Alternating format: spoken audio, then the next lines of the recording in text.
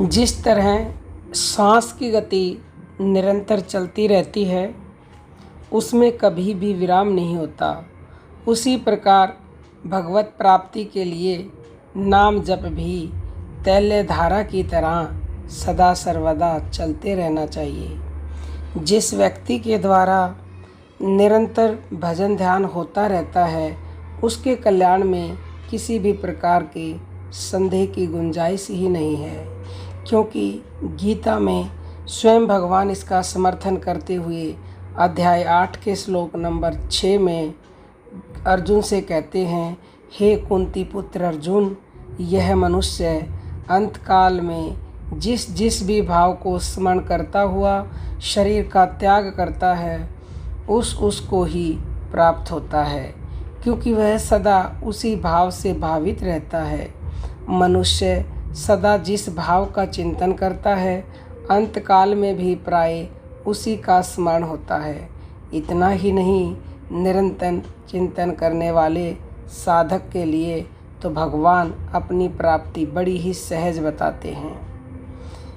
गीता अध्याय 8 के श्लोक नंबर 14 में भगवान कहते हैं, हे अर्जुन, जो पुरुष मुझ में अनन्य चित्त होकर सदा ही निरंतर मुझ पुरुषोत्तम को स्मरण करता है, उस नित्य निरंतर मुझ में युक्त हुए योगी के लिए मैं सुलभ हूँ, अर्थात उसे सहज ही मैं प्राप्त हो जाता हूँ।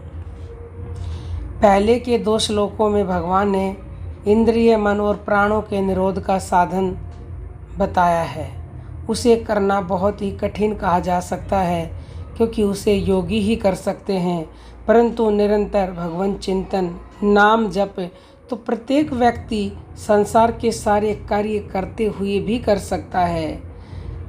भगवान ने कहा है, तस्मात् सर्वेषु कालेषु मामनुस्मर युद्ध च, अध्याय 8 के श्लोक नंबर 7 में भगवान ने कहा है, अवश्य ही इसमें तत्परता की बड़ी आवश्यकता है।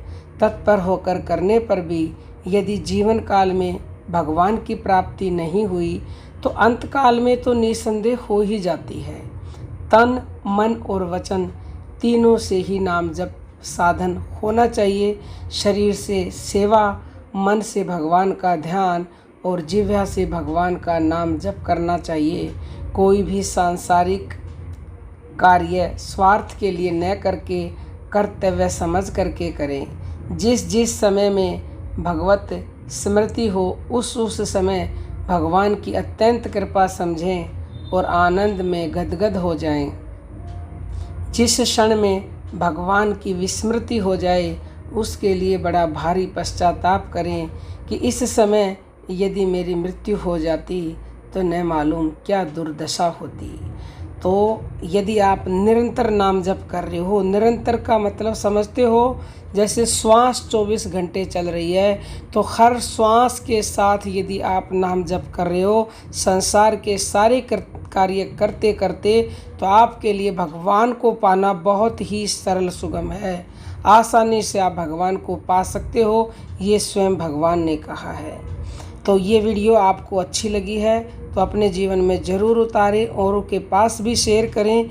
ये परम सेवा का कार्य है। और यदि आप दिल्ली के सत्संग में Q&A session and meditation session है 17 नवंबर का, उसमें आना चाहते हो तो 9958515054 पर व्हाट्सएप मैसेज कीजिएगा। डिस्क्रिप्शन में ये व्हाट्सएप नंबर मिलेगा। अब हम अपनी वाणी को विराम देते हैं। सभी साधकों को प्रेम भरी जय जय श्री राम।